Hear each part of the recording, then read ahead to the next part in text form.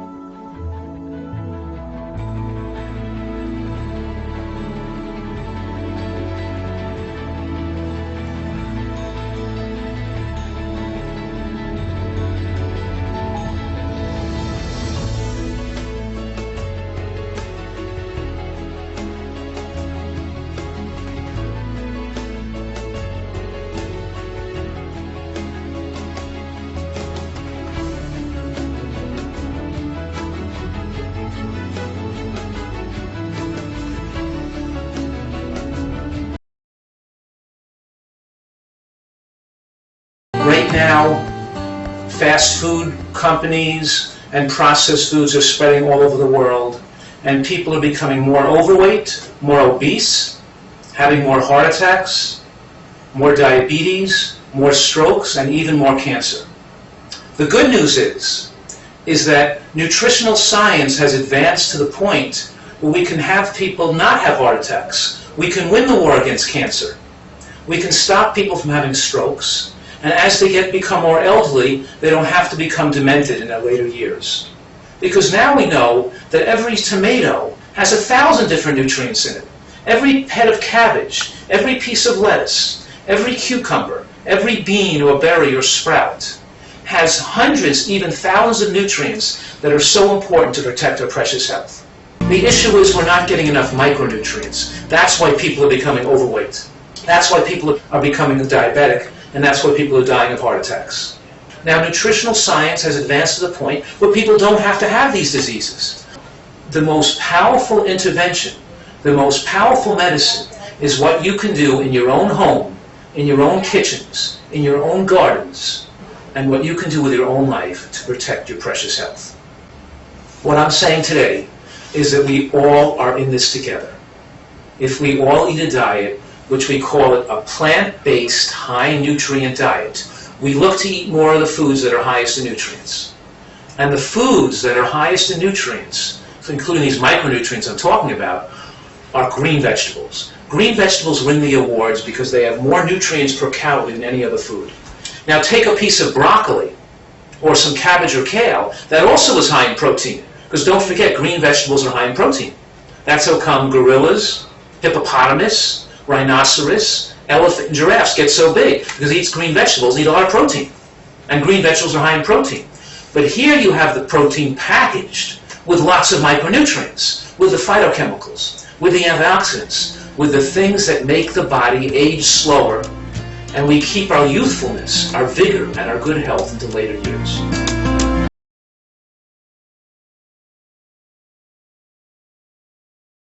You know, we tend to think of advances in medicine as being a new drug, a new laser, something really high-tech and expensive. And we often have a hard time believing that the simple choices that we make in our lives each day, like what we eat, how we respond to stress, how much exercise we get, and perhaps most important, how much love and intimacy that we have in our lives, that these simple choices can make such a powerful difference, but they do.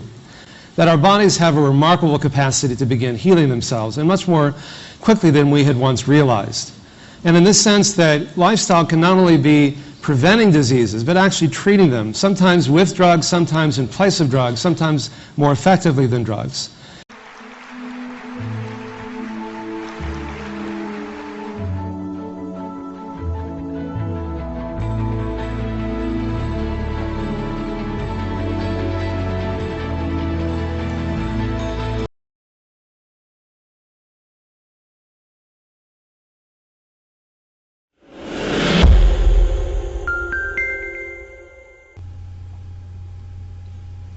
Even though the most widely accepted, well-established chronic disease practice guidelines uniformly call for lifestyle change as the first line of therapy, physicians often do not follow these guidelines. Yet lifestyle interventions are often more effective in reducing heart disease, hypertension, heart failure, stroke, cancer, diabetes, and deaths from all causes than almost any other medical intervention.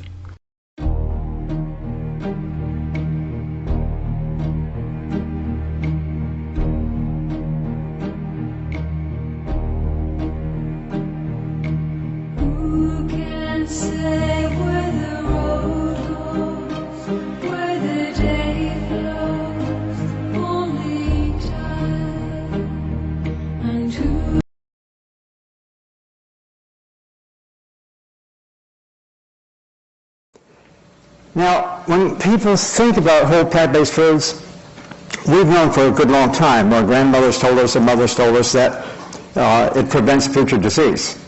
But it's not only about using this diet to prevent future disease, and here is the kicker. Here's the thing that really matters that the public tend not to know. It's also about using this same kind of diet to actually treat existing disease. And I think this is a really important concept, because it goes right to the core of what a healthcare and medical care system is all about. Here's a list of diseases, for example, that one can find in the legitimate scientific literature, in the peer-reviewed literature. Here are diseases that have been documented to be affected by a whole food plant-based diet. That is to say, this kind of diet prevents, suspends, that means stops the further progression, or cures all of these diseases. We can now cure heart disease in fairly late stages. We can cure type 2 diabetes in a very short period of time.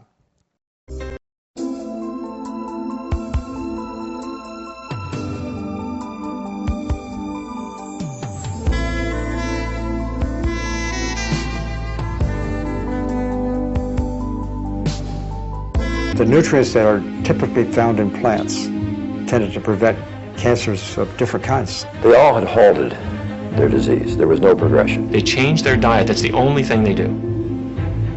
And their diabetes gets better and better and better. In some cases, you just can't detect it anymore. This plant-based effect also happens very fast. Plant-based diet has an ability to repress almost all kinds of diseases.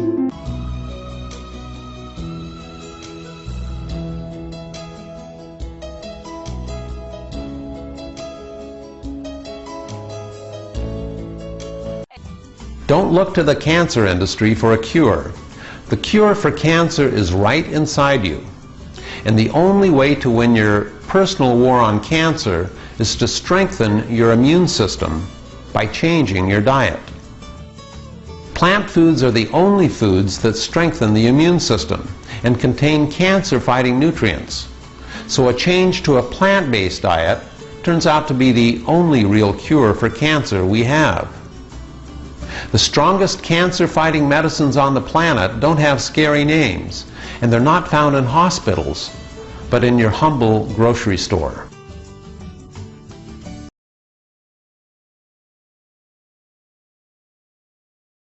And take on cancer next. What's the latest?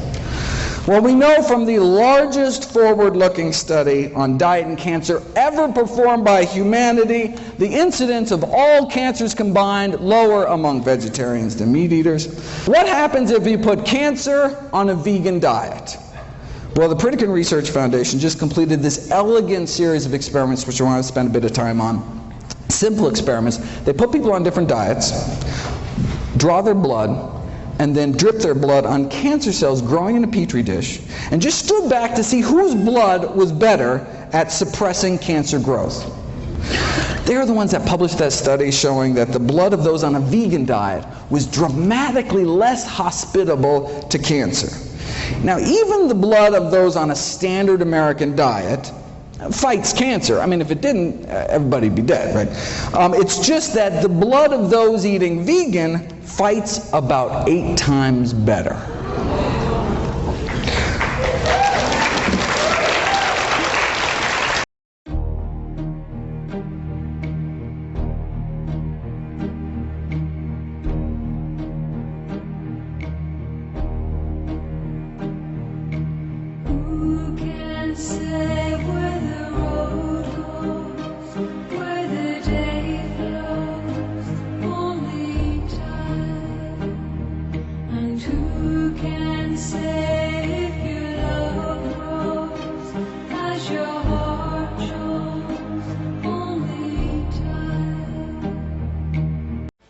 It's the disease that you fear most, cancer.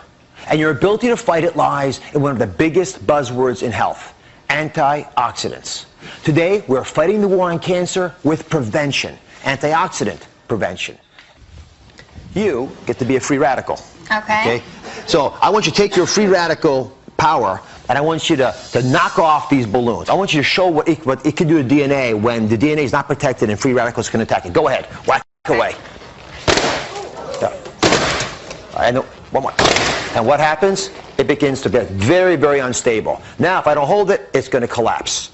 Now, what ends up happening when you lose all of this power is that you begin to make the errors I'm speaking about. Then, the body has to develop a technique to protect it. It's called an antioxidant.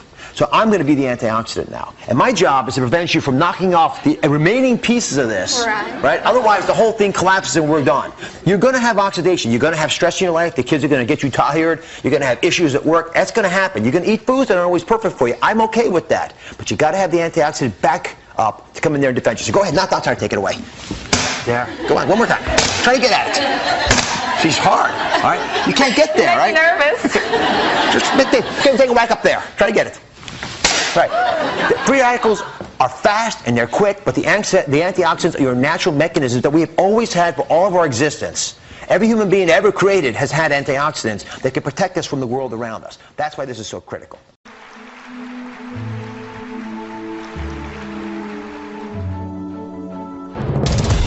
Antioxidants are found in many fruits and vegetables, and they might just be your body's ultimate secret weapons against cancer.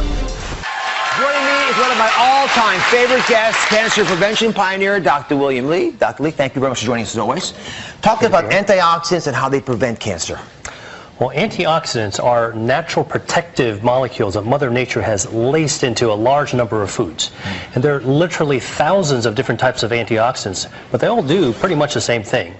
They protect our DNA in healthy cells from the type of damage caused by free radicals, which are harmful chemicals that our body absorbs from things like cigarette smoke or pollution or fried foods or other sources of the environment. So antioxidants protect our DNA against the kind of damage that can cause cancer.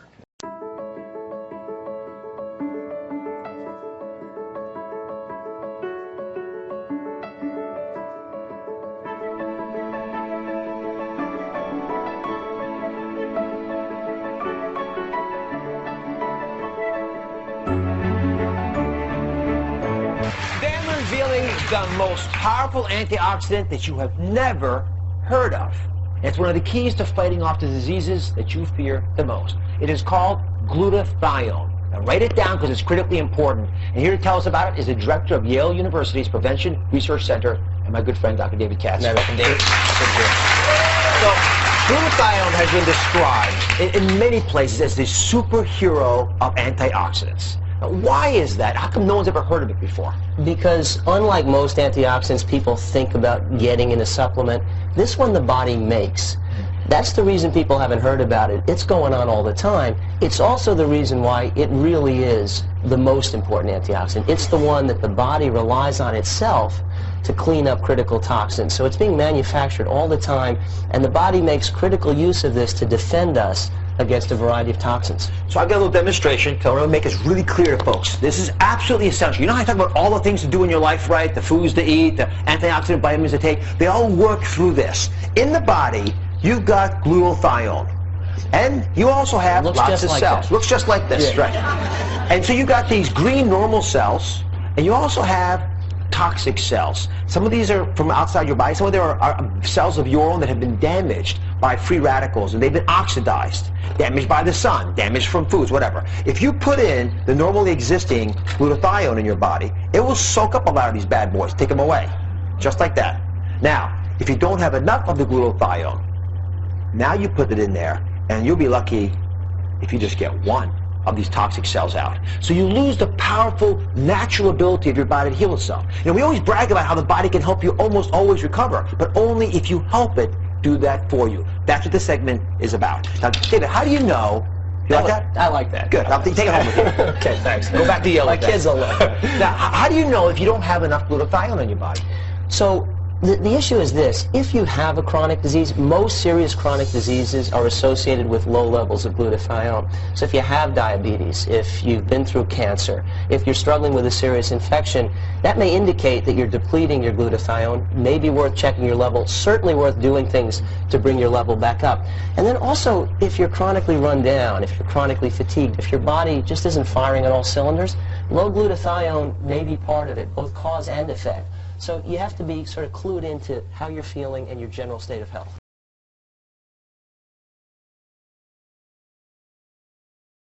What is the most important molecule that you need to stay healthy and prevent disease? Hi, this is Dr. Mark Hyman. Welcome back. Now, why have most of you never heard about this? And why is it the secret to prevent aging, cancer, heart disease, dementia, and more? And why is it necessary to treat everything from autism to Alzheimer's? And why are there over 76,000 medical articles about it, and your doctor doesn't know how to address the epidemic deficiency of this critical, life-giving molecule? What is it? It's the mother of all antioxidants, the master detoxifier, and the maestro of the immune system. It's called glutathione.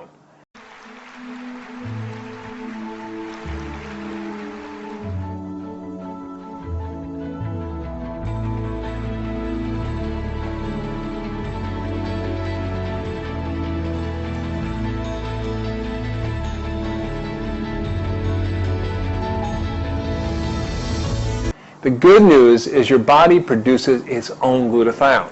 The bad news is that our poor diet, pollution, toxins, medications, stress, trauma, aging, infections, and radiation all deplete your body's glutathione levels.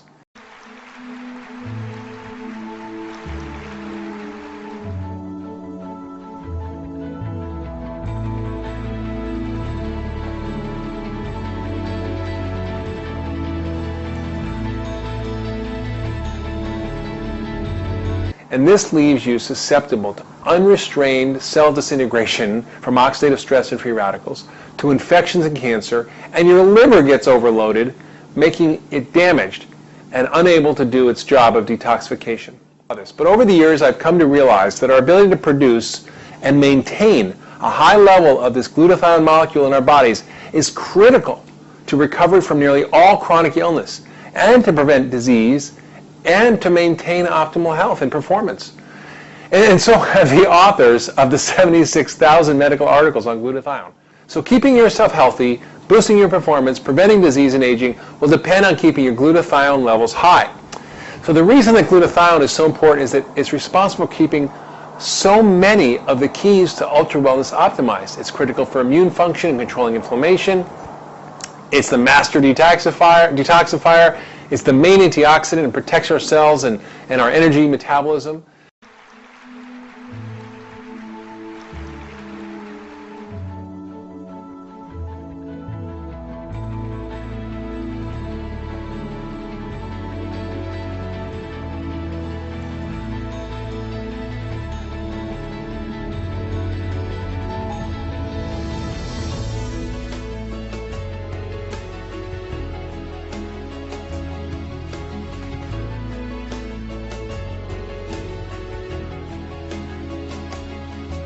The good news is you can do a lot of things to increase this natural and critical molecule in your body.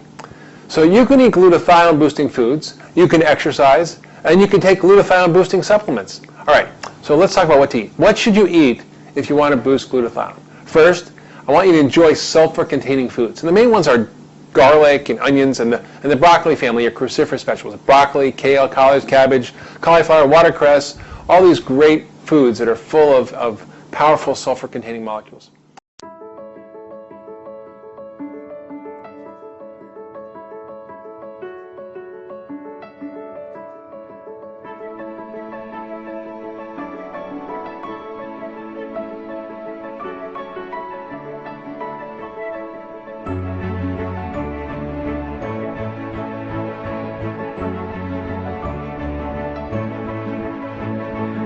Okay, what about exercise? What type of exercise? Well, you know, exercise is pretty straightforward. So not over-exercise, because that depletes glutathione, but regular exercise boosts your glutathione and helps your immune system and so on. So start slowly, build up to 30 minutes a day of vigorous aerobic exercise like walking or jogging or sports, which I like tennis or basketball. Strength training, 20 minutes 3 times a week is also helpful. And lastly, you can take some glutathione boosting supplements.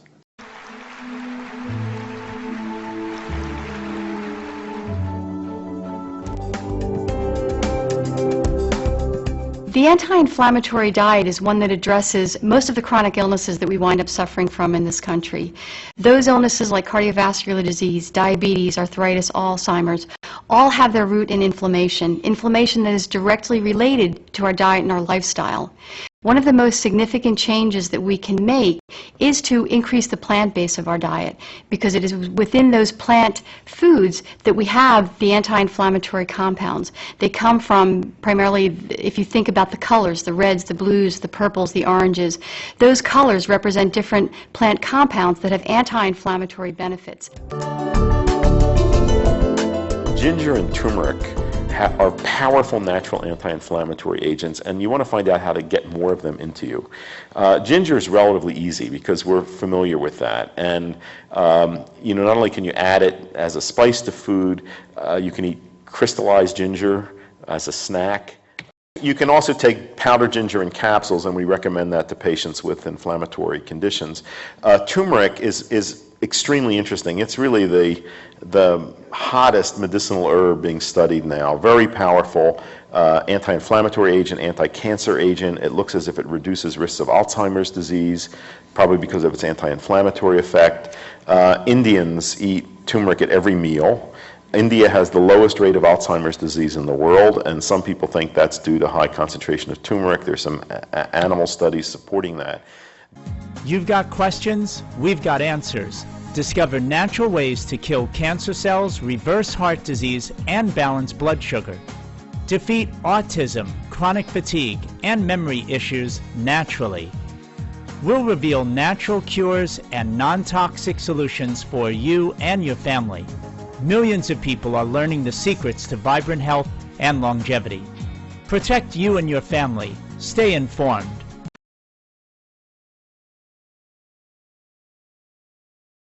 It's why I'm so passionate about doing this work, because I've worked with thousands and thousands of people like this, and they don't know how much better they can get. So then we did a study to see whether or not we could affect the progression of early-stage prostate cancer, which we did in collaboration with the Chair of Urology at UCSF and the Chair of Urology at Memorial Sloan Kettering Cancer Center.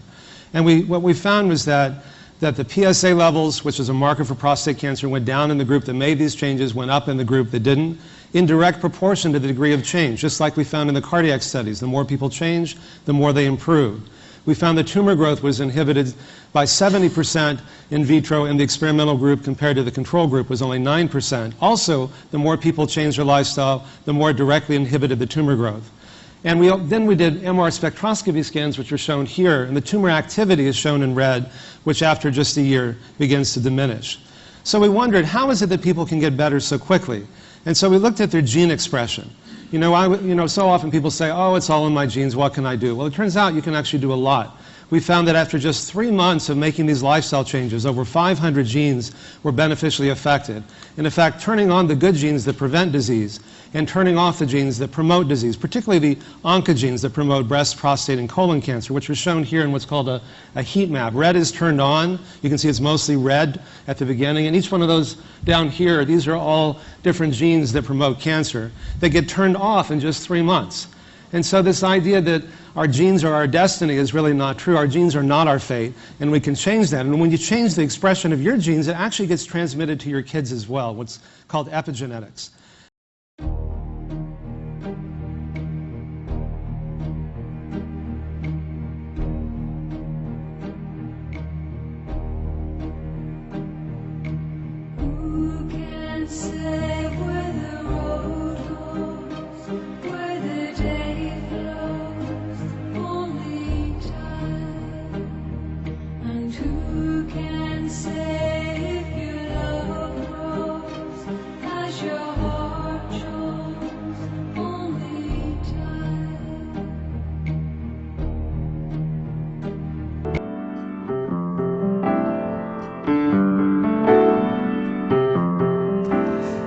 The body has what Dr. Gerson called a natural healing mechanism. In other words, the body is normally organized in order to heal. Yes, the body has a built-in natural healing mechanism. And Dr. Gerson was definitely of the opinion that only thing you have to do is restore and rebuild the body's healing mechanism. Actually, when the defenses are in order, your immune system, your enzyme system, your hormone system, your essential organs like the liver and the lungs and the brain and the heart, if those organs are in order, cancer is impossible. You cannot have cancer. The body has too many powerful defenses, so that cancer is, first of all, completely avoidable, and secondly, even in advanced situations, totally curable by restoring the body's ability to reactivate this healing mechanism. What if I told you that I had a magic elixir, one that could prevent and reverse almost every chronic disease, one that could solve the healthcare crisis, one that would bring more compassion into the world? What if I explained that my elixir could help heal the planet's devastation, that it could save billions of animals a year and prevent their pain, that it could feed the hungry throughout the world, that it encourages peace, community, and benevolence? This potion, it's free of cost, and there's plenty for everyone. Would you believe me that it exists? Would you be shocked at its simplicity, mesmerized by its obviousness, eager to try it? Would you be frustrated that nobody had told you this information prior to now, like I myself was, when as a teenager, I randomly stumbled into this brilliant book by John Robbins called Diet for a New America, and it changed my life forever. Indeed, this elixir exists everywhere, and it is perhaps one of the sole commonalities we share amongst all the living on Earth. It is readily available to most, and I know with confidence that it is the most potent possibility we have to save our future, that of our species, the planet, and life as we know it. Okay, granted that may seem a little hokey. I agree. At first glance, my proposal may seem implausible. But hear me out, and then decide. Eating a whole food, plant-based diet is this magic elixir, the secret ingredient to all these extraordinary outcomes. Sustaining yourself on vegetables, fruits, whole grains, legumes, nuts, and seeds can and will provide all the aforementioned benefits.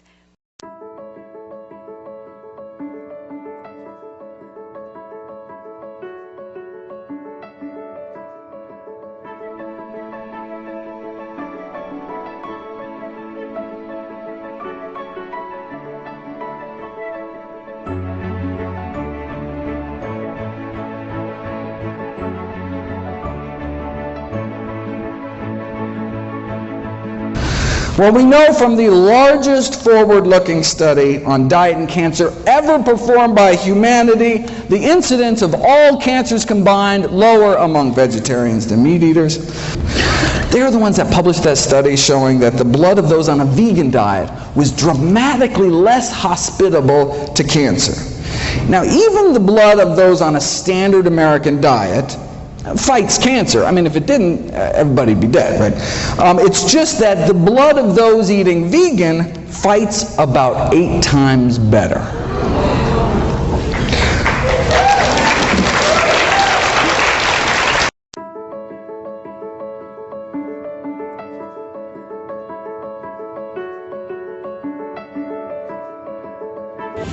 I know of nothing else in medicine that can come close to what a plant-based diet can do.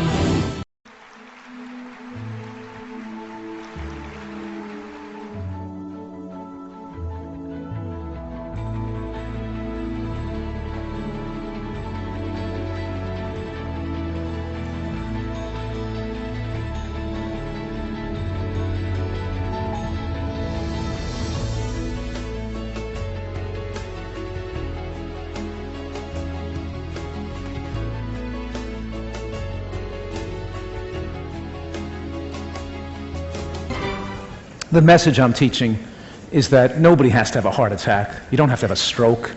You don't have to get demented when you get older. And yes, we can win the war on cancer. And everybody has the right to live between 95 and 105 years old in excellent health and avoid medical care.